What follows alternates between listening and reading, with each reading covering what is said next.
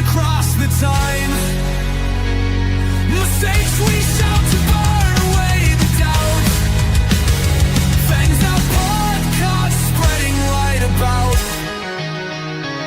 His tales clatter off like sharp and raw, handling with care against nature's maw. A home is built for the wild at heart, a community torch where passion starts. In our stumbles, we've been there before. With love and grit, we open the door. Fangs Out for the creature. Hey everyone, we're back, and I am here with, would you prefer to be called, is it Dom, right? Yeah. Okay, perfect. And Yeah, Dom is unfortunately, Liv couldn't join us tonight because She's still around. She's doing live things, but she's here. okay, cool. Well, I'm really excited to have you on. I say you guys, but Yeah, I know. I'm It's only excited. half of it. She's the prettier half. Awesome. I like that compliment. I'm sure she does too. Mm-hmm. Yeah. Yeah. She's like, oh, I Oh, might have gotten a couple brownie points. that's awesome. So we're here tonight to talk about, hi, Arachnid Cat, or just Cat. How What's you up, doing? Kat?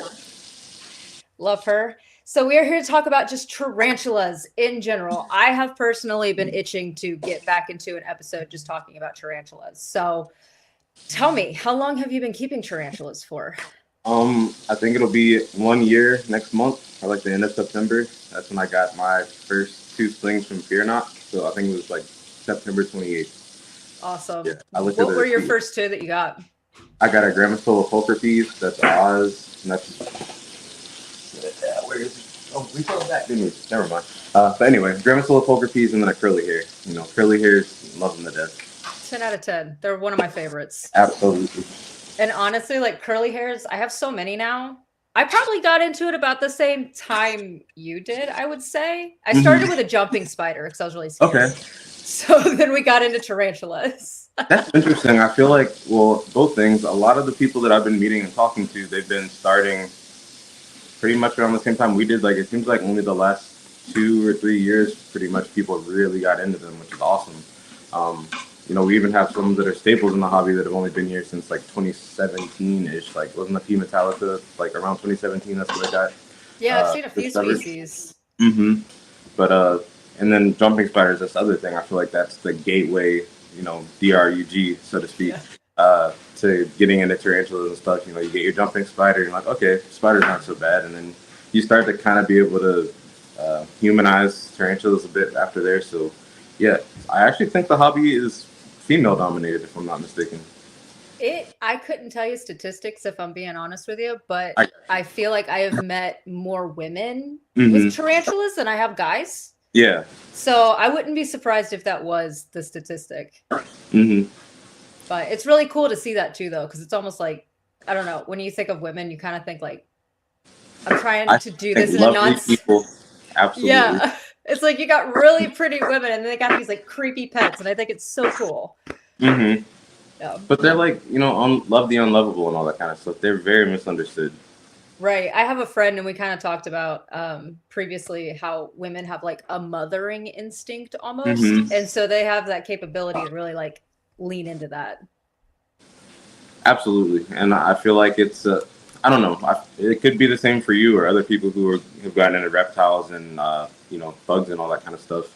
For me, it doesn't matter what it is. If I care about it or care for it, I should say, I have to care about it in some way, shape, or form, and it just kind of makes me look at it differently. Like, if you told me a year ago I have a camel spider in my living room or a Goliath bird eater in my son's room, I would be like, what now? Right. But I don't know, you kind of see them in person and you get past the shock and awe of it, or, you know, a little bit of hesitation, and then you just kind of see, oh, it's like basically a crab. Right. A furry crab. I actually like the fact that you said a crab, because like growing up, I remember, and I don't encourage this obviously now that I know better, but my mom had taken me to get those hermit crabs along the beach because I'm in Florida, and didn't creep me out at all. But now that I keep tarantulas, I've realized like how close they really are to each other, and it's wild. Mm-hmm.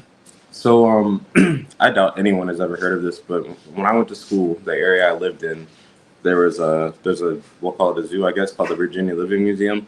and it's basically just got all of Virginia's wildlife, on exhibit, and spiders, horseshoe crabs, wolves, coyotes, foxes, bobcats, et cetera, et cetera. But I remember the thing that always stuck out to me and was really fascinating as a kid when they'd go take you there on a field trip, and they'd show you horseshoe crabs, and you see a horseshoe crab, and like, okay, that's clearly some kind of crab beast or a scorpion monster or something. Right. And they're like, oh, they're actually not crabs; they're closely related to the spiders. And I remember my child brain looking at that, saying, how is that in any way, shape, or form a spider? I don't see Right. spider anywhere in there. Now as an adult, and I have scorpions and tarantulas, and I've looked at crabs, crustaceans, all that. They're way closer to spiders than a crab if you really pay attention. But anyway, I'll stop going off on my nerdy tangents. No, All no, that to no. say- It's Yeah. true. Mhm. It's so true. We just brought home maybe a month ago, I want to say. We got a blue crayfish. Ooh, those are cool. He is so rad. I mean, he molted within a couple days of bringing him home, Mhm. and we were so happy because with aquariums, it's so finicky. But really, just watching him do that from like the molting to the legs to how they kind of walk, it's very arachnid, Yeah. Kind of like you feel like you should have the. Right, exactly. Yeah. That's exactly it. I'm actually interested though. Like, the first hobby I guess you could say I did was fish when I was growing up because they're easy. So I like cichlids a lot. Like Oscars are my favorite fish in the whole world. They're super rad. And we'd had ghost shrimp, and those things are hardy. Like I was very irresponsible, in high school. I didn't have a job, so it was just whatever my Weren't we mom all? gave me was what we got. So I had guppies and ghost shrimp, and I still feel horrible about this to this day. But I kind of gave up on the fish tank, and the water all evaporated. All of the guppies had died. So I was like, yeah, there's shrimp in there, but what am I going to do? Fish them out? I'm not taking care of a bunch of shrimp. I would never think that now. But I was 14. Anyway, all the water evaporates, and I mean, I kid you not, probably 8 months, and there's maybe that much water left, and all those ghost shrimp are still alive. They're having babies. They're living their best life, and I'm just like, man, what have I done? I'm a monster because I'm not taking care of all these babies. Meanwhile, so though, they're over here having babies. Like they're Yeah, thriving, they're- apparently. they're partying like it's another world because it probably is for them. Right. Yeah. But all that to say, that transition from aquariums to reptiles and tarantulas, it's being realistic, a tarantula is the easiest pet you can have, I would say. Quite literally, the only thing harder would be a rock. If you can get past feeding it bugs, they're super easy. I agree with that. And honestly, that's something that I keep telling people, because they'll ask like, oh, what's a good like exotic pet to start out with? I'm like, well, if you're not petrified, and you're not gonna like drop it spontaneously, get a tarantula. They're so hardy. They're wonderful to keep. I mean, some might be more finicky, but Yeah, we're not going to say all tarantulas, but Right. get yourself a nice curly hair. Everyone should have a curly hair. And I Absolutely. don't mean to be rude. What was your first tarantula? oh no, you're not rude at all. Please, you're good. mean, I I think actually they- got a pink toe. Okay, yeah. Yep. That's a I good one. do not know. Like I know there's so many. I always want to say subspecies. I know that's not the right terminology, but there's so many different types of avix. I don't know what type he is right now. I'm assuming it's a he. Mhm. But yeah, that was my first, and then I immediately got a curly hair. Hey, there you go. I'd say like everyone seems to start with the curly hair, pink toe, or Arizona blonde. Be Yeah. it because they watched a YouTube video that they recommended them, or that's just what was available. I slept on the Arizona blonde for a long time. We got one inherited from a friend, and Olivia, she loves it, and I like it too. I'm not gonna lie, but curly hair, pink toe, you cannot go wrong with those. Does yours You really do can't. the poop shooting? I remember the first time that my pink toe did that, and it genuinely scared me. I was like, "Oh my gosh, are you okay?" Oh wait, it's just poop. And apparently, Yeah. it's a defense mechanism for pink toes, as I've learned. Right, but I also think when it happened to me, at least I was thinking, why would this bother anything? Like you can't even feel it. The only reason I even know something Right. happened is I saw it. But Olivia, the first time she got pooped on, our pink toe was probably our fourth or fifth one, I forget, but it was definitely one of the first ones we got. We call her L, him L. Anyway, L is a female, but we thought it was a male for so long, we're just gonna let it be. We call it our trans spider, and we love her and him dearly. The pink toe pooped on her because she was messing with it, and I was in another room, and I heard her just filling with spiders, and then I hear, ah! And I'm like, what happened? Oh, no. What's wrong? And she was like, L, and I was like, oh, I know what happened. And then I get there, and she's like, I didn't know he do that. He pooped on me. Ah. And I was like, well, there we go. The one spider she liked, and now he's the traitor. No, it's like, nope, the trust is gone. Yeah. No, I really like pink toes. I will say, I did a lot of research, obviously, like before bringing my tarantula home, as I encourage everyone to do. But 100%. I had learned about, what was it, sudden avic death syndrome, I guess. And that was a big thing. But I have really found that and I'm sure it depends on what area of the world you're in. But I've never sprayed down his enclosure for anything. And he's been doing phenomenal. Yeah, I think with sudden avic death syndrome, the issues seem to be more ventilation than moisture or humidity. I think one of the issues and honestly now as a keeper, it seems like most people don't have as much trouble with them. I don't know if that's because enclosures for tarantulas just have that more in mind now with the adequate ventilation, but people were hearing humidity like they're from, with pink toes, they're all from South America, humid, hot, so they're thinking, okay, I need to keep them wet because it's a rainforest that they live in. But I think humidity and moisture gets confused. Humidity is how much moisture is in the air, not how wet it is. So I assume they were just getting too wet down, or soggy and a lot of like muggy, damp air that's not circulating, not getting pushed out. The way tarantulas breathe, they have book lungs, and they're different than our lungs because we have to use a muscle to inhale, and the oxygen goes in our bloodstream, and we exhale the carbon dioxide. Tarantulas, to my understanding, it's all air-to-air exchange. So just them sitting there, for example, if you ever gotten a tarantula shipped to you, they get shipped in airtight tubes where it's like, how are you breathing in there? But I just have to assume through the science of magic and God that if there's humidity in there at all, then they're going to be breathing at all, or breathing in the first place. All that to say, the sad thing, it seemed like people were just making them soggy, and they didn't like that, and it got muggy, and they weren't able to breathe anymore, and they eventually just expired, unfortunately. But as long as you have ventilation, I actually keep mine pretty dry. Than I did for a while. I'll wet down a corner and then let the bottom get like that darker layer, so the humidity seeps up through the bottom. And I haven't, knock on wood, but I haven't lost a pink toe. So yeah. Good. Hopefully never. Yeah. I feel like I'm talking too much, even though it's No, you're not at all. No, I enjoy listening. It's funny because like having a podcast is such a new thing for me, because I'm a very, very good and very active listener, just in every aspect. Not great at keeping conversation or talking. So I'm just like, listen, hey, talk away. I will roll off it. We're good. I couldn't tell. I think you're doing great, but I'm the exact same way. I feel the same. I love someone who's like chatty, because I can just sit back and and then I can think, oh yeah, I know someone I can speak to that. I don't have to have the burden of it. Right, exactly. Also, by the way, you have like a Shigo thing going on? More or less, I guess. This has been many months of grow out. But yeah, it was a solid green going on. That's pretty dope. Olivia was Shigo for Halloween. Well, I know you're not trying to be Shigo. Oh, that's rad. Yeah. So, but anyway, it looks really cool. Thank you. Yeah. Anyway, I'm sorry. Next question. No, don't say sorry. You're good. So I wanted to actually ask you, because you kind of brought up like enclosures and ventilation, and even Kat had commented its lack of cross ventilation for sudden avic death. So do you have like, I hate to be that person that's like, I keep all my tarantulas in tarantula cribs, right? No. But I'm curious, like, do you have a preference on like enclosures and whatnot? I can give you the whole rundown and show you a whole bunch and what I like and don't like about them if you want that, or I can just give you the quick answer. Listen, I'm down for whatever you're down for. I love seeing a bunch of tarantulas, so. All right, so let's use this one for example. This is Ephibophus uidaman. I don't know if you're going to be able to see him, but he's right here. And this is a fossorial species from South America. They're New World, so they're not venomous. They do, however, have a unique adaptation where they're one of the few Old Worlds that their urticating hairs are on the pedipalp, so they throw them at you like ninja stars, literally. That's super rad.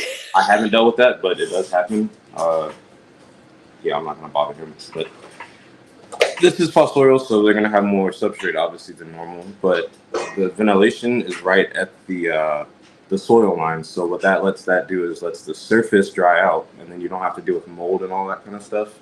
And then all of the moisture comes down here. I actually don't even water my spiders anymore. All of the moisture falls to the bottom. You look for that dark line, and then if they want to drink, they'll either use the humidity in the air, it seems, or they'll burrow. And I'm sure you've seen your tarantulas like put a bunch of dirt in their mouth and then just look like, "What are you doing?" Oh yeah. What I assume is happening is they're squeezing it like a sponge, and then that liquid is going into their mouth, which sits between their fangs. So something like this, I really like these. Anything that slides out. This is from Amazon for $20, but Really? this will live the rest of its life there. It was really cheap, really works really well. There's plenty of ventilation, so I'm not having to fight mold and all that kind of stuff. It's worked pretty well so far. And then I'll also use, something like this. This is just plastic. This is, something I think one of our adult GBBs now came in, and I just saved the containers because they work. But the main thing is, it doesn't matter how it looks, and this is my philosophy. Someone else can disagree. It doesn't matter how the container looks. I personally like to see my spiders, but when they're this small and I'm going to take it out of it anyway when it grows up, there's no reason to put that much money or time or effort into it. So anything that will contain the spider, has enough space for it, won't leak, and has plenty of adequate ventilation. This is another Ephibophus cyanognath. So it's got, again, right at the soil line. That's where I filled up the dirt to, so it gives the surface an opportunity to dry out. But he's doing great in here. I have not lost him. He's just super, super tiny, a speck when I got him. But I put him in here. He's made this turret right here. Oh yeah, it's all worked up right there. Yeah, and I haven't had any issues with that. And you can, Exoteris. If I had to choose my favorite enclosure of all time, it's going to be an Exoterra for sure. This is my Metallica. We just inherited this one yesterday, actually, from our friend Meg. So this is a male. But Exoterras, they're great, with an exception, with a caveat. They do have acrylic lids you can get that will help hold in humidity, but the issue with these is that they have too much ventilation, so it's hard to maintain moisture and because everything dries out quickly. But if you can get that lid, or you just don't mind having to do the extra maintenance of keeping it moist, these are the best. They're glass, they're gonna be heavy, they just look good. It looks like a zoo exhibit to me. So I really like those. And honestly, you spend the same amount you would on a tarantula crib, and you get a little bit more size sometimes. But all that to say, we have our mature female Valfurry that we're fattening up to get ready to breed, and a super big. I love the way that it's set up. Yeah, so she does really well in here, and I absolutely love, you can see everything from every single angle. The edges are sharp. The magnets, I like the magnetic lids a lot. Only thing I don't like about magnets is when you put the lid back down, it's always a bam. It's never it scares them. Yeah. But I feel bad. For display purposes, for stacking, for the ventilation is always perfect on these. You can't go wrong with a tarantula crib. So it just really comes down to what you like and what you want to do. We've even done some of ours in a mainstay enclosure. This is literally just from Walmart. It's a shoebox. Already came with the ventilation in it. Drill a few more holes. Fill the substrate how you need it to, and it does what you need it to do. That's incredibly clear. Wow. The way it looks is for the tarantulas, not for us. Right. Other way around. It's for us, not for the tarantulas. They could be in literally a sock with dirt in it, and as long as it had the right conditions, they'd be fine. Because, at least from my understanding, my observations, they want to be in their burrow. They want to be left alone. Olivia and I were talking last night. Do you think tarantulas feel happy, or do you think they're happy with how we're taking care of them? And she was kind of I don't know about happy, but I think they have preferences. They prefer not to be bothered. They prefer certain types of food. They prefer, certain moisture gradients and all that kind of stuff. But I don't know if they feel joy, but they definitely feel fear. And if you can feel fear, then I like to believe the opposite is true. Or, if you can feel stress, you can feel, if not happiness, contentedness. Yeah. So all that to say, as long as you give them what they need, a tarantula in the wild is going to be probably living in one burrow, eating one meal every month, maybe, if it's lucky. So yeah, it doesn't matter what you put it in. If you want to get in the hobby and all you have is a glad box, then do a glad box. Right. You can make it work. Mm-hmm. There's always a way to make it work. 100%. And that's dangerous, because that's how you end up with 200, 300, 400 spiders really quickly, because you just go to the Dollar Tree and bang. Mm-hmm. That's exactly how it happens. And honestly, like questioning if they feel joy, like I agree with you with that, is like if they're fearful, I think anything that can feel a sense of like fear or For anxiety, self-preservation, at least. Yeah, absolutely. yeah, they can They're definitely smart. feel joy too. They're smart. I just don't know that the spectrum of uh, maybe emotion is as broad. Well, it's definitely not as broad as a human's, obviously, but Right. um, Maybe not even like a dog or a cat per yeah, se. I feel like they're Yeah. very base, like very primal creatures. I mean, they haven't changed for. They do continue to evolve, but they haven't changed their functions and stuff in millions of years. But they make webs. They're blind, but they know what's going on around them. Like you have to have some level of intelligence. I feel like jumping spiders are the smartest spiders, but I think something about vision inherently makes things be able to display intelligence more. I don't know that Right. necessarily makes them more intelligent because you can see tarantulas working out problems. You can watch them like they know what they're doing when they're picking up dirt and moving it around. And They're moving things around the I enclosure. couldn't do that. Yeah, Right. for sure. So I mean, I have one and he's not scared of water, right? He's fine. He could care less if water gets on him.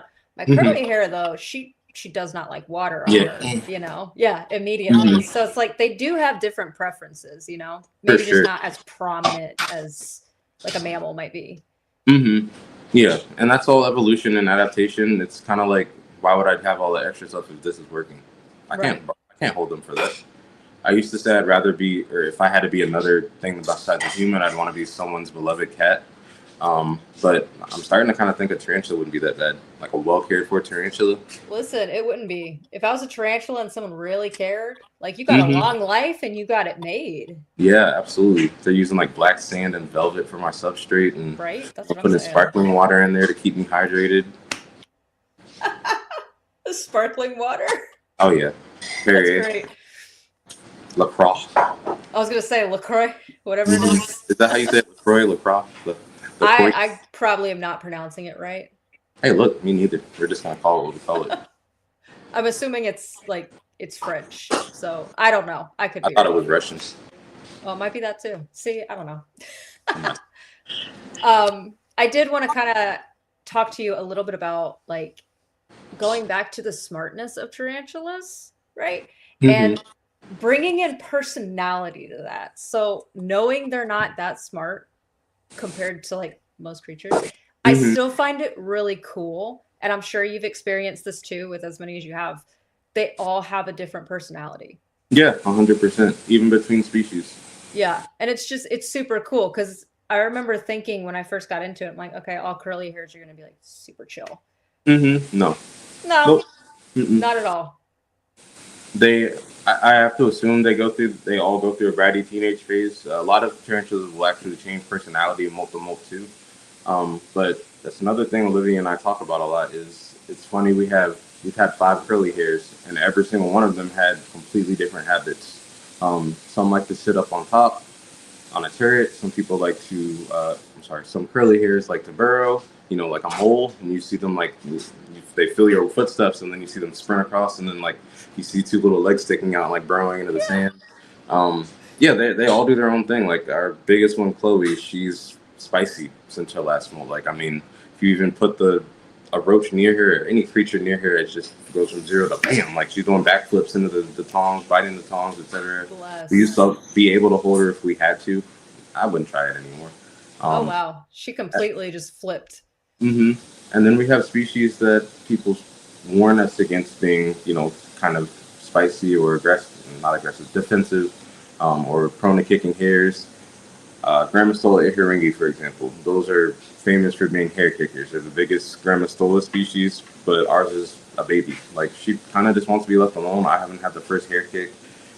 She actually got loose in our house and our cat found her, but she didn't kick any hairs, didn't do anything. She just was really mischievous. Yeah. We love Pamphobedius around here. Enzanestus. We have a bunch of those. Never had a hair kick that is not from. They kind of remind me of a curly hair in temperament. Somopaeus. Those have their reputation for a reason. That's one I will 100% say. Like a Venezuelan sun tiger, dark maw tarantula. They're all very spicy. They're all very ready to put a threat pose up. They are great eaters. I really like them.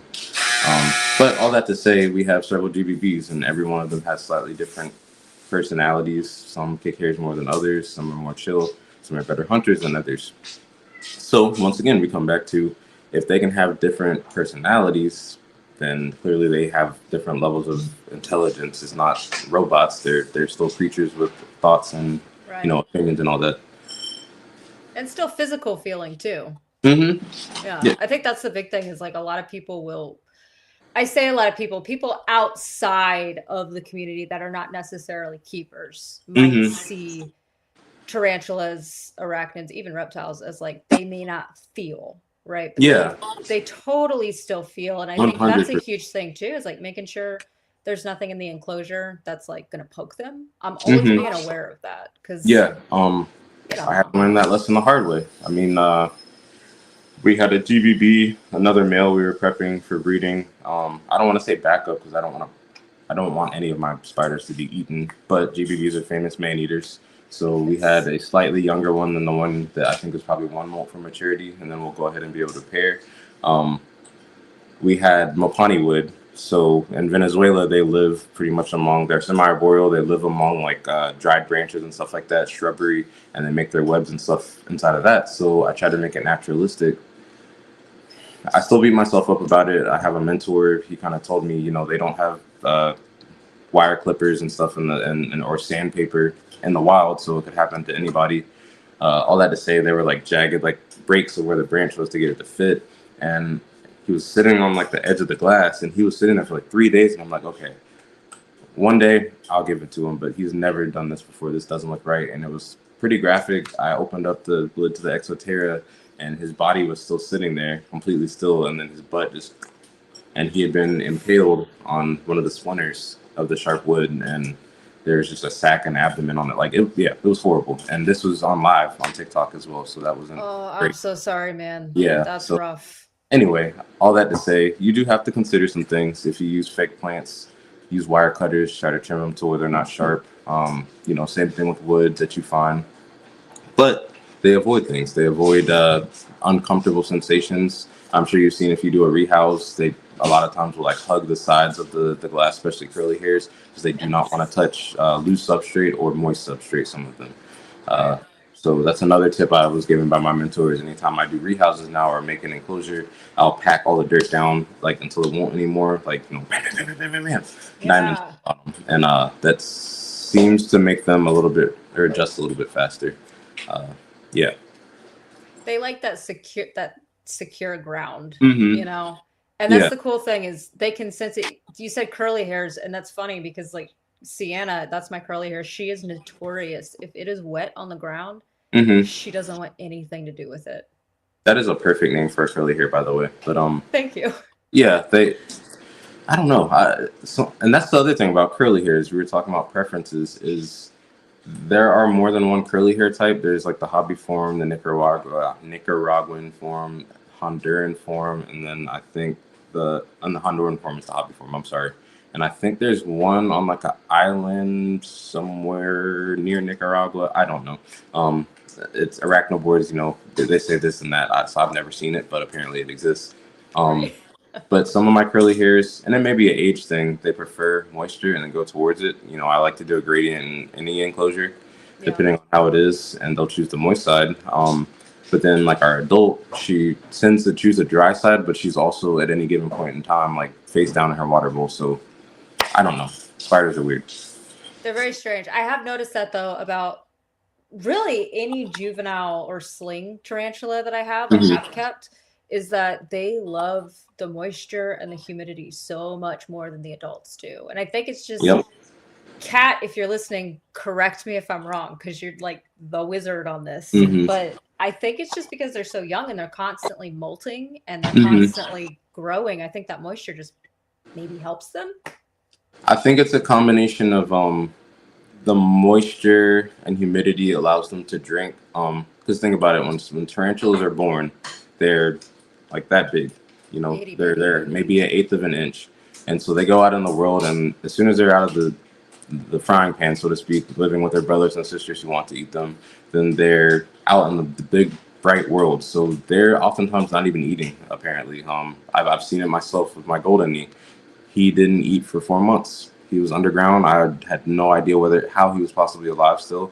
But Right. what I have to believe is that kind of like reptiles, when they're born, they'll have that egg yolk belly button, I call it, and they'll Yeah. absorb that for like the first like a month or something like that, and then they'll start eating. I have to assume that some tarantulas, for survival mechanisms, they'll just drink, and that's all they'll do for a while. And it's that internal hydration that allows them to molt and allows them to, they move their body through fluid like hydraulics. So that fluid is how they move, it's how they grow. It's the calories from eating bugs is part of it, but I think when they're young and small, they still have some of that energy that they can put towards molting, and then they'll just have to like really be out there hunting if they want to continue to survive once they're past that fragile stage. They also build up that waxy coating. I want to say, I think it's maybe instar 4 or 5 further. All slings kind of look the same, like the little pale yellow. They haven't built up that hydrophobic coating on them, so they kind of need that extra bit of humidity and stuff to let them do the stuff that they're supposed to do. And mind you, I'm not an expert. I'm not an arachnologist yet. And this is all just based on what I've been researching and all that kind of stuff. And I have a lot of people smarter than me in my corner that, teach me a lot. And that's something I recommend to anyone, by the way. If you are interested in tarantulas or any animal and you don't know whether they're for you, just do research. Just ask questions. Like, find someone on YouTube, find someone on a live, on Instagram, TikTok, whatever it is, and just start asking questions. The biggest way to get over fear is education and information. Listen, that is like my stance on everything at this point is like, if you're scared of something, that's probably what you need to learn about. Absolutely. And it's not just tarantulas. Like, it's been sharks that I've had to educate myself on. I know. That sounds like just self-preservation. Don't go too far down the shark rabbit hole, because then you end up something's poop. That's fair. That was just common sense. But go on. I'm sorry, I didn't mean to cut you. No, that's accurate though. But you have to educate yourself before you start judging something, because that fear, like, while it is real and legit, especially when you have, let's say, old world species, because I have, I think, 2 old world species right now. OBT and Earth Tiger. Didn't know I was getting the Earth Tiger. Ended up getting it for free. I was like, oh, okay. I guess we're doing this. Did you know it was old world when you got it? I had no idea. Idea. So cute. I know. I was like, oh, this is great. And then I actually reached out to Kat, and I'm like, hey, so I received this bad boy. What do I do? And she, I love her so much. She goes, don't get bit. I'm like, okay, great. She was helpful. But yeah, I mean, when you get an old world, like, that fear for me even is still very real, because I do respect how their venom works, right? It's 100%. But there's also like a matter of like, it's respect, just don't freak out, don't spaz, just understand.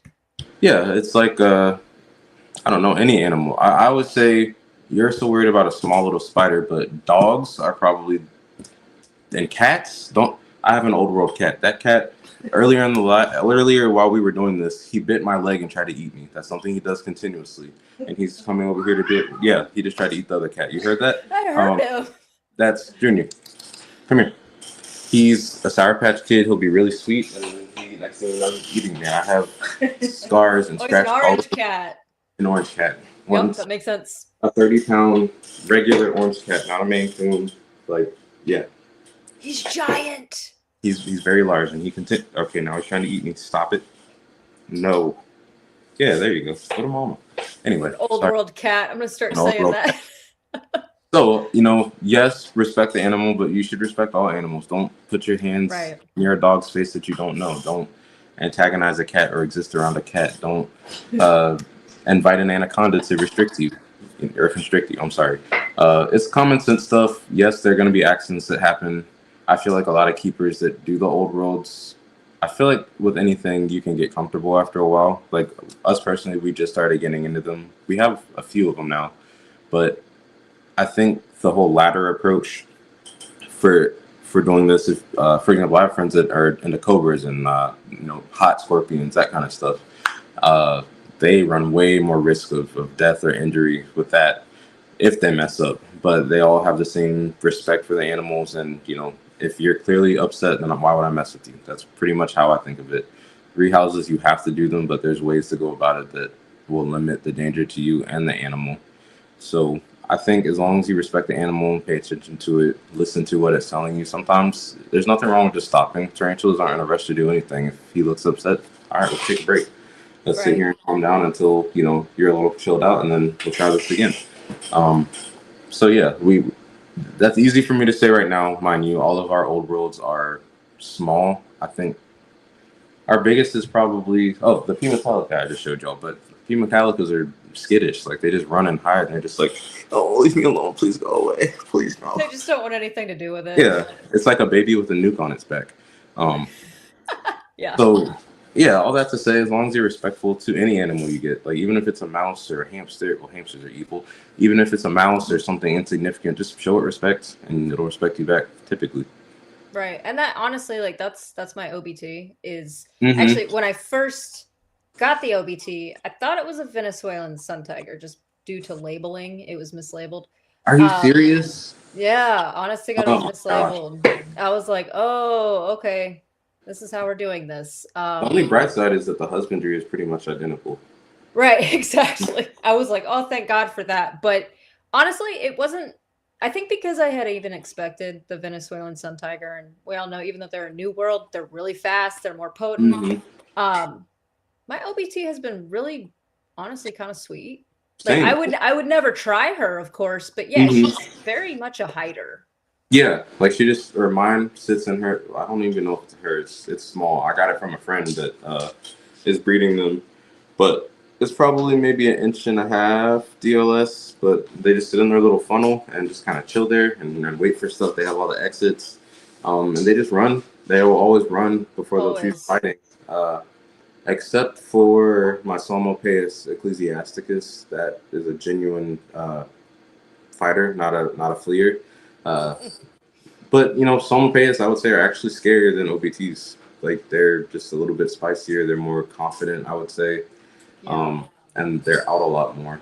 So yeah, like you said, if your spider is constantly threat posing you or doing something to you, it's probably something you're doing.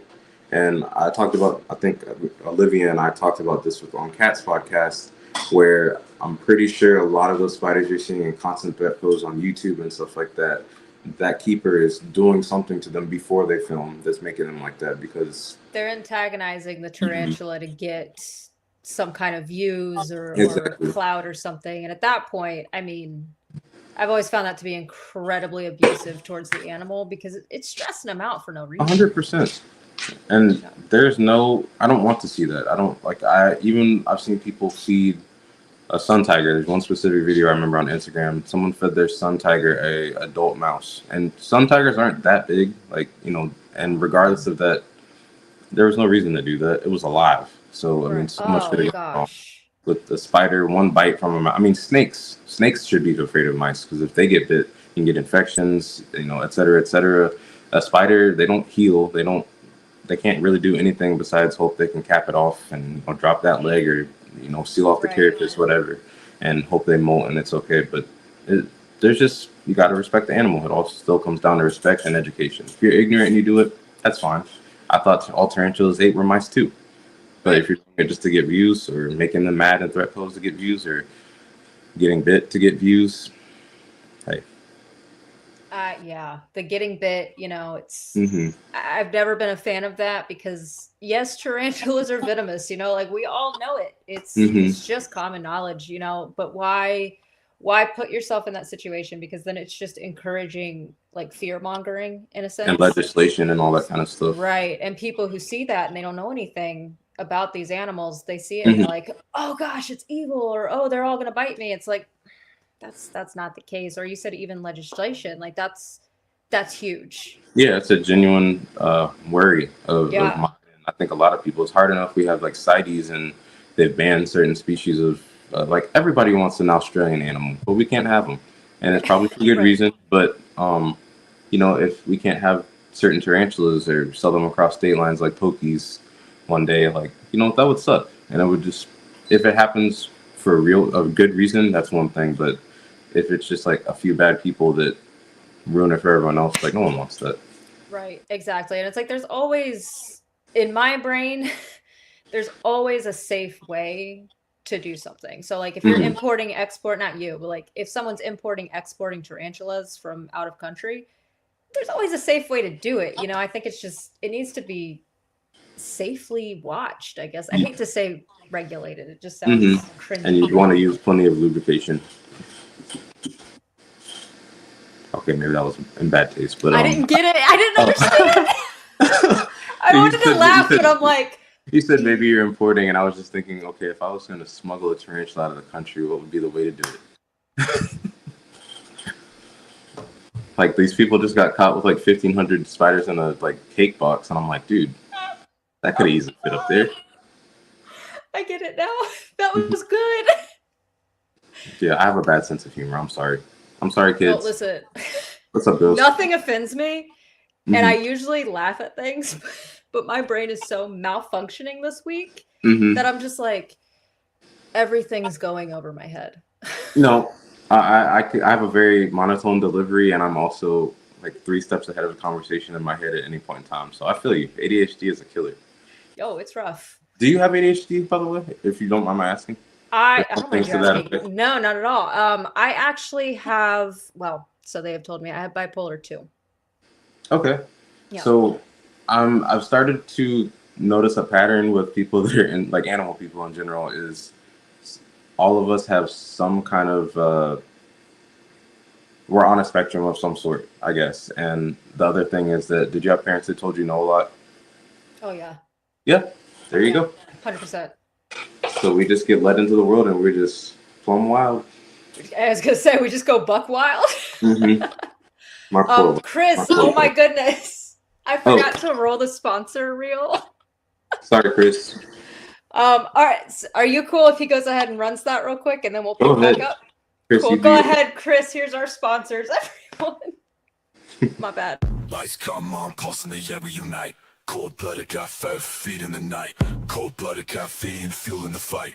Reptile crew, got our backs tight. Thank you, fam, for keeping us all. CMB reptiles rolling with soul. Hold no stop, lifting our goal. Together we burn like burning coal. Elevate more fries in the show. Irresistible pythons letting it flow. Battery crew, yeah, but watch them go. Indigo, reptile coast, set the glow. Shut up feeders, we're shut up feeders. Under the rock, we're cold-blooded hitters. Ship your reptiles, make life better. South Bay reptiles, through every weather. Blue Tongue, Shaman, Blue Tongue Republic. Arc adventures, riding Republic. No fakes, no breaks, we're here to publish. Taking it higher, dreams embellished. Sponsors love through beats, we rise. Showing thanks met under the skies. Unite the world, reptile ties. Cold blood, warm hearts, no disguise.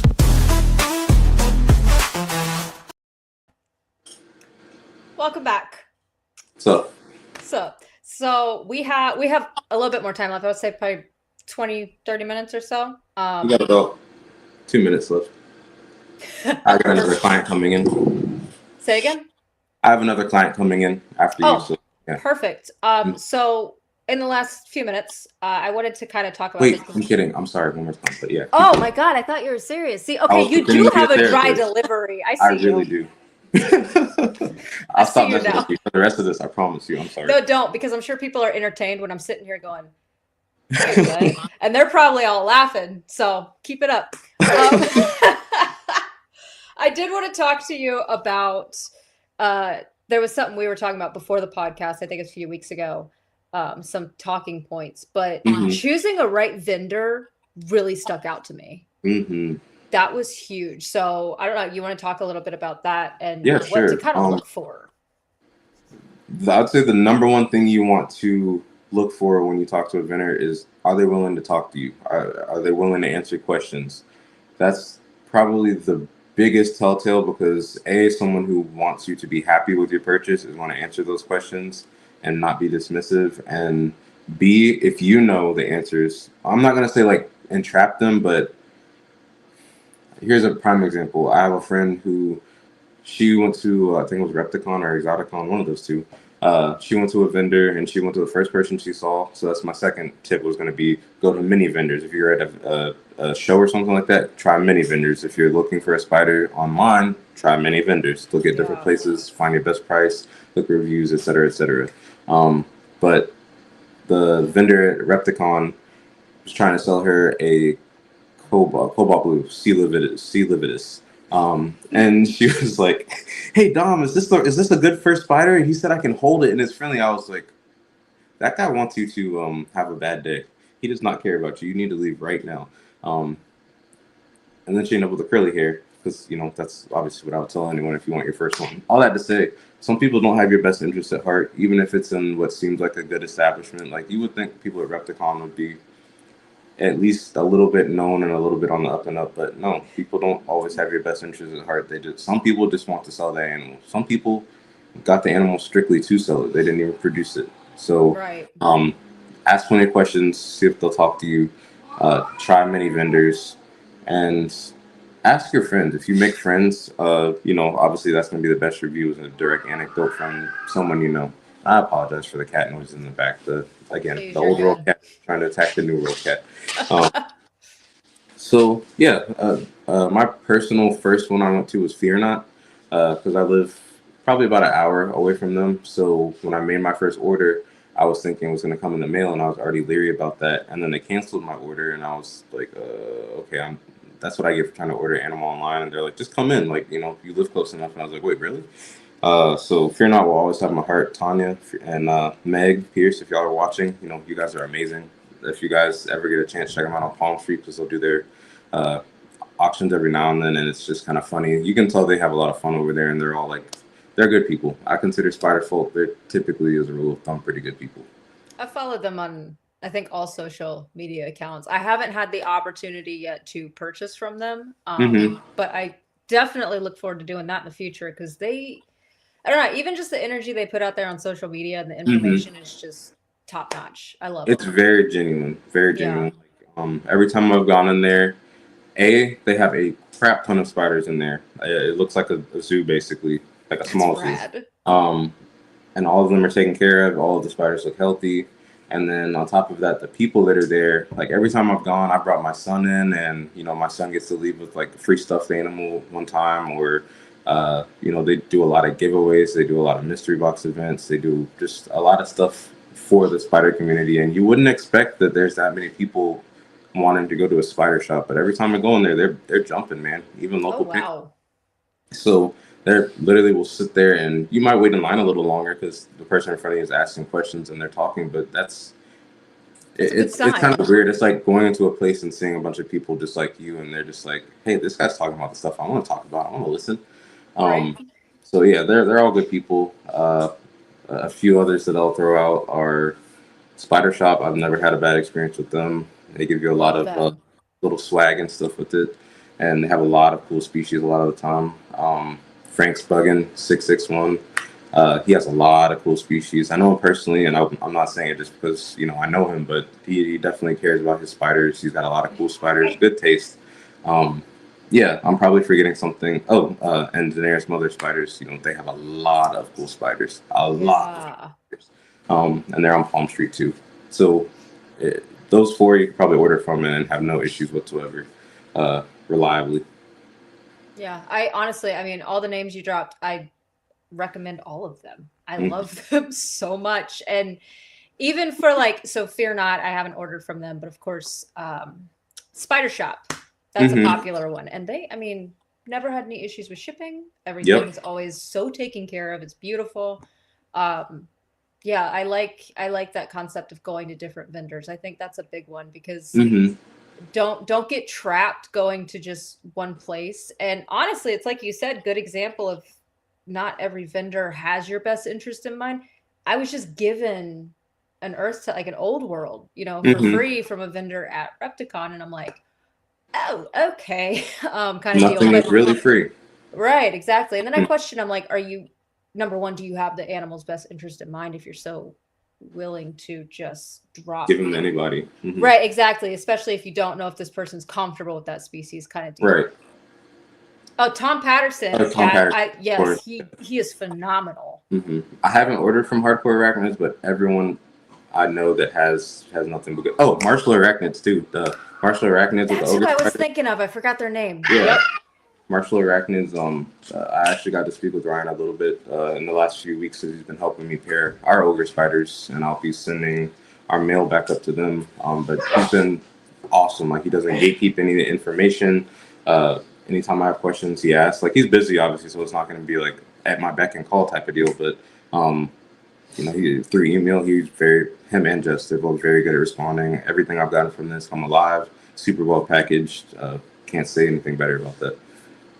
That's good. And honestly, like, that's a big one, is that he doesn't gatekeep, and that these people don't gatekeep. That's like the biggest red flag, is when you go to a vendor or even like a fellow keeper and they're not willing to like share the secrets, essentially. Or have you heard about, like, there are people that will do like a contract when you purchase where you're not allowed to breed them? I'm not going to drop names, and I'm also not 100% confident that I'm remembering the right name, but a lot of my friends breed jumping spiders, and they talk about wanting to breed the Hylas, I think it's called Hylas diardi or something like that. It's the biggest species of jumping spider, but it's like a tropical one.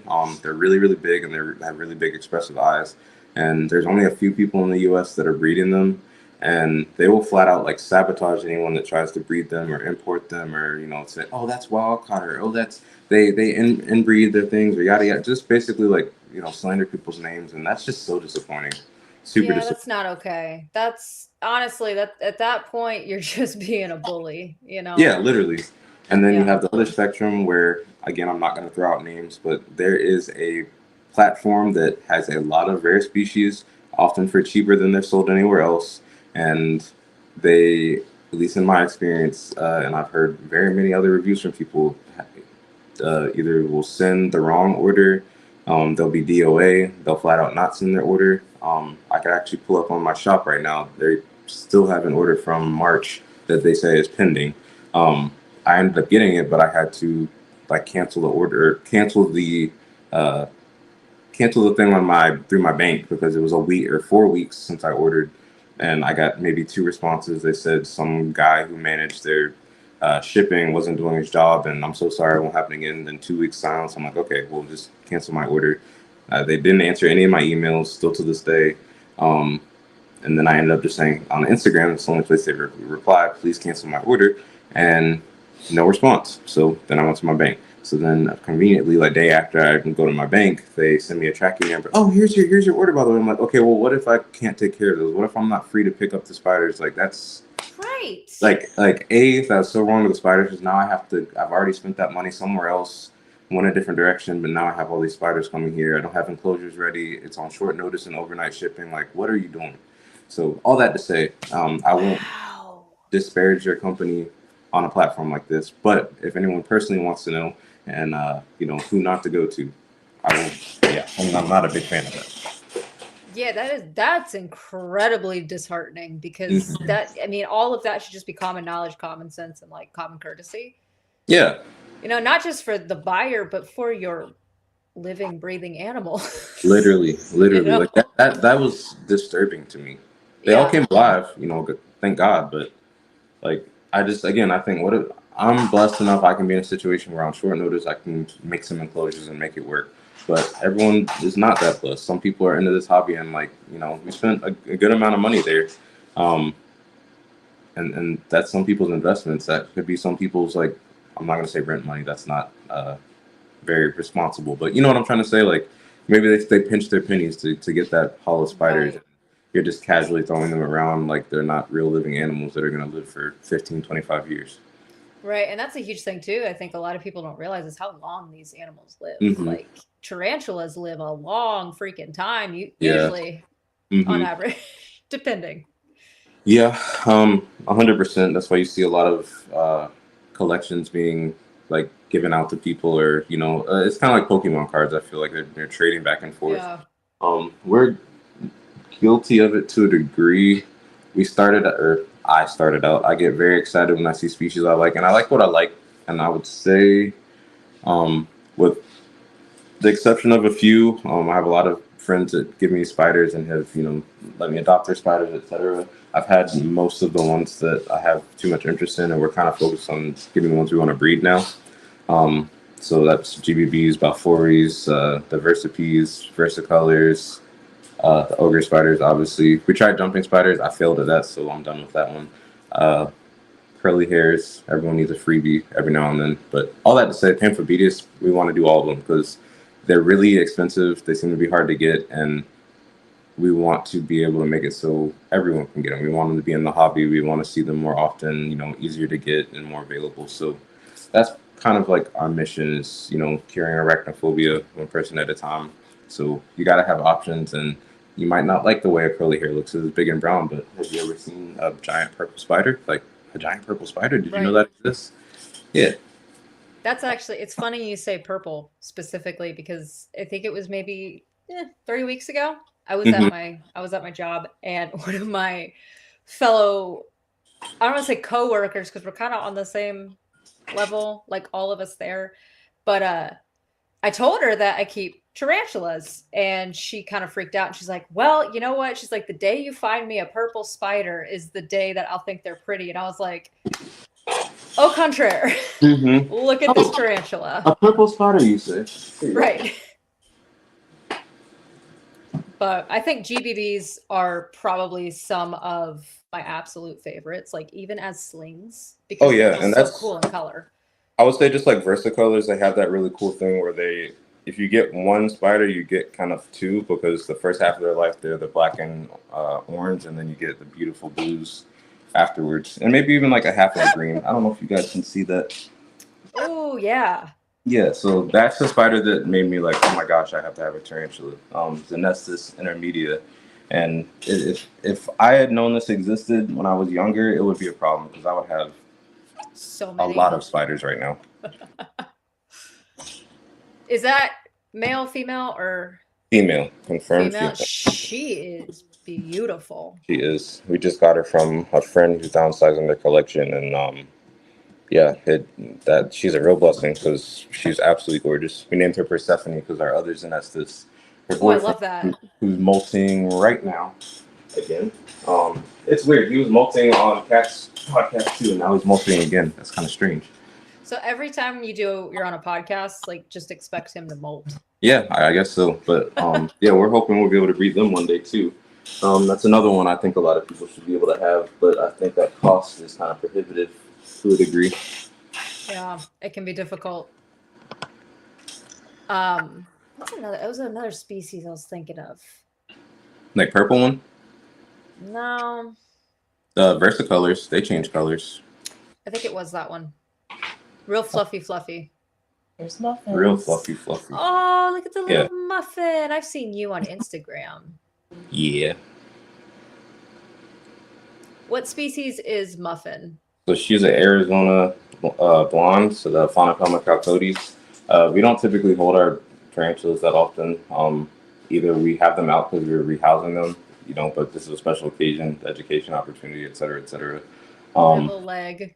One day we would like to do I can't wait for my son to say, hey, come to show and tell, Daddy, I want to show them the spiders and be able to talk to his class and all that kind of stuff about them. So we have a few that we'll call ambassadors that are pretty friendly and, how can you look at this and think that's scary? Right, look at those little legs going. He's just a baby. Beautiful color though, like from where I'm at, like through the camera. I don't know how accurate the color is, but those legs look. I would say it's cool. pretty. Yeah, absolutely. Yeah, I'd say the camera's doing pretty good justice. Wow. Thank you, Olivia, with the lighting. Olivia, ladies and gentlemen. Hey, everybody. All right, you want to put it back?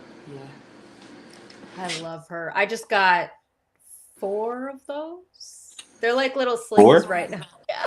Oh man, little slings.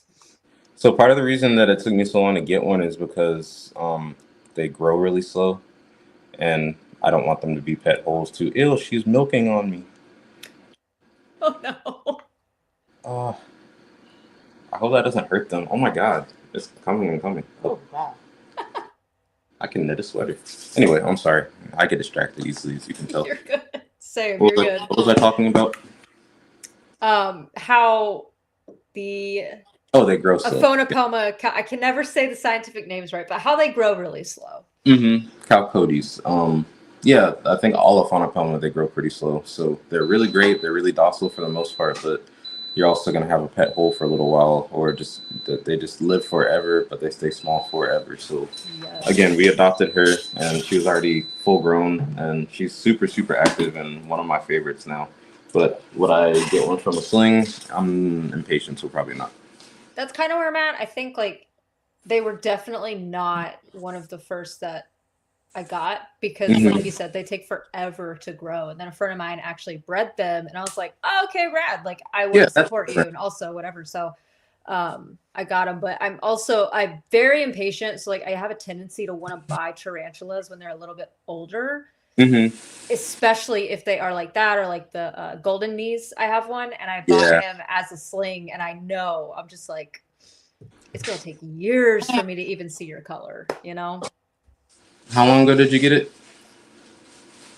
That's a good question. I want to say maybe the beginning of this year. Beginning of like January. January, February-ish, yeah, something like that. So I don't know what kind of conditions you keep yours in, but I will say they absolutely love heat, like adore heat, like slap up against the wall at night, love heat. Really? And when they were, sorry, the You're good. instant pot is ready. But when he was small, he was buried the whole time, like I said. And apparently from like November to maybe February-ish, they like to like hibernate or brumate, whatever you call it. And there's a lot going on in my house. Once again, I apologize. You're fine.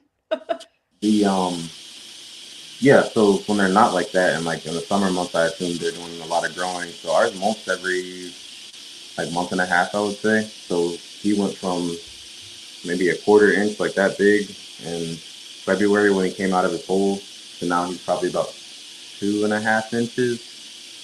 Here, he's right here.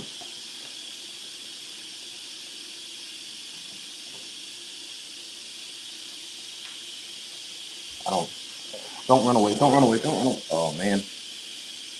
They always Oh, run. well, yeah, I'm not gonna be able to show you, but yeah, he's probably about like a half dollar size now. Okay. He's probably right at a year old now. Because if I got him in September, then he was probably born about 2 months before then. So yeah, I'd say he's probably about a year old. So it doesn't take that long. Here we go. What kind of heat do you? Oh, Can you see him? Or is there too much play? nah, I see a lot of light. Okay, I figured. But you were saying what kind of heat do I use? Yeah, you said they love heat. Do you use like a specific kind of like lamp or anything for them, or? We don't use lamps. We use heat mats, like, or actually not even heat mats. We use seed mats, like for propagating seeds. Yeah. So it's set to a thermostat. It pretty much is just a reptile mat. We don't put them up high because when spiders get too hot, they burrow, and we don't want them to cook. So we only have it set to like 75 on the best day. But that allows the temperature to kind of fluctuate, and there's a gradient there. We only have certain ones on the heat, and it's really only for the winter months. It's plenty hot right now, and we don't need any extra heat. But we only have half of it on the seed mat as well, so they have a gradient of temperature. So that's the main thing, is you want to let them have an ability to get away from the heat if they want to. The other thing is our slings. We have them in a nursery, so we built like a acrylic cabinet essentially, and then I put a heat mat for reptiles on the back of it, and it's set to a thermostat and temperature as well. And then we'll keep the door propped open, and we have any slings that are small enough to be in dram vials in there. And every night you look in there, and every single one of them is pressed up against the glass like that towards the heat side. And we'll move them around and shuffle them around as needed, but we have not lost any slings in there. When I made it, I had a bunch of people on Reddit and arachnid boards, because we didn't even have an Instagram or YouTube or anything or I'm sorry, TikTok. We weren't doing any of that. It was just me. I just had me and my 2 tarantulas, and then Olivia made the social media stuff, and then I just ended up managing it with her. So all that to say is, only information I had was Reddit or arachnid boards. I posted a picture of the nursery and was like, "Hey, do you guys think this will work?" And they're like, "No, get it out now. Your teas are gonna die. They don't have that in nature. No, get it out of there." And I'm like, but I want to try anyway. I don't like the way you talk to me, so I'm gonna do it anyway. That was, like I said, almost a year ago. No problems. It's worked like a charm. Worked very well so far. So, yeah, I mean, some of this stuff you just gotta try stuff. There's not one way to do it, and this is a new hobby. So someone who thinks they know everything is probably the person that knows the least. Right. That was honestly last week. My guest and I even talked about that, and in verbatim, it was like if you say you've never done anything wrong, or you say you know everything, it's a lie. Mhm. You know, because there's always something new. And you're Always. limiting yourself. Like if you're not learning, then what's the point? Right. Exactly. Like you said, education is power, especially when it comes to these types of creatures. You Mhm. know. Yeah. So I actually noticed we are at about an hour. So I want to close out because I know you got to get up early. I got to get up early. But I like to close out by kind of asking everyone or whoever's on for the night, what is one bit of advice that you would give to a new keeper? And more with this one, I like because it would be specifically tarantulas. You know, if someone wanted to pick one out, what's the best advice you can give them? Of course, outside of looking for a good vendor. Mm-hmm. While I talk about my advice, I want to ask you a question to end things off. Okay. If you could make any spider, like you make it your personal spider in God's lab, what would it look like?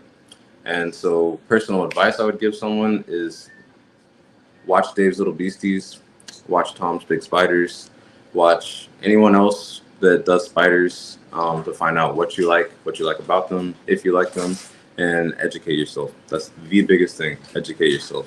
We'll go to different sources. Don't take everyone's word for gospel.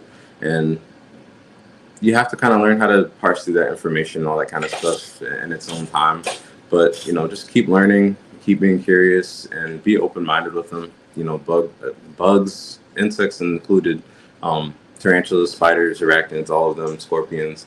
They're all so much more than what they're perceived as when you first see them. So if you're on the fence and you know, spider curious, so to speak, just do some research. I promise you, it will change your life. It will I change your love life. that. That's very accurate. Now you're a spider. I was gonna say I gotta think about this, but I think like first thing that comes to mind, I'm very like act on impulse with that, so I'm gonna roll with that. Yeah, first thing. I would love like I'm gonna break this down. So I would love personality wise, Mhm. like Balfouri, right? I want Mhm. that kind of communal, but like also kind of it's old Little world, but they're spicy. kind of cool. Yeah. Mhm. As far as the appearance of this bad boy, I would want it to be big. But I mean, Mhm. like full palm, big tarantula, fluffy as can be. Ooh. I would love for it to have just like permanently the abdomen of a juvenile green bottle blue, like that tiger look, Oh yeah. where it's like a true Tony the Tiger ordeal. Like Mhm. that's what that looks Yeah. like. And probably like I wouldn't say a hunter green or a lime green, maybe like a creature from the Black Lagoon style green Mhm. for Okay. the legs and carapace with like Interesting. dark black toes and maybe like dark black accents, I guess you would say. Yeah, Makes maybe sense? like the stripes on the legs and stuff could be black. Yes. That sounds dope. You kind of just described the Aphanapelma mori, or Thrixopelma species blue. So your dream spider might actually kind of exist. I might have to get one of those now. Yeah, that's pretty cool. That I like asking people that because it's an expression of yourself, and Yeah. if I say so. Yeah, that's cool. I like that. Thank you. Thank you. Mhm. Can I ask you the same question? Because now I'm curious. Oh yeah.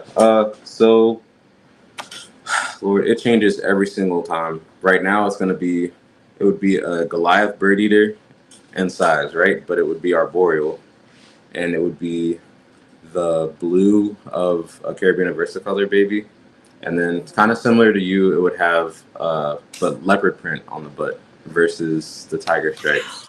That Yeah. would be so rad. Hmm. And then Oh, maybe I love that. like white or silver toes. That would be pretty cool. And then the starburst, like a Zenestus. Mm-hmm. Yeah. Dude, I love the leopard print for the abdomen or abdomen. That would be so rad. Yeah, man. Can you imagine? Oh my Maybe gosh. someone with like a geneticist can make that happen. Just one.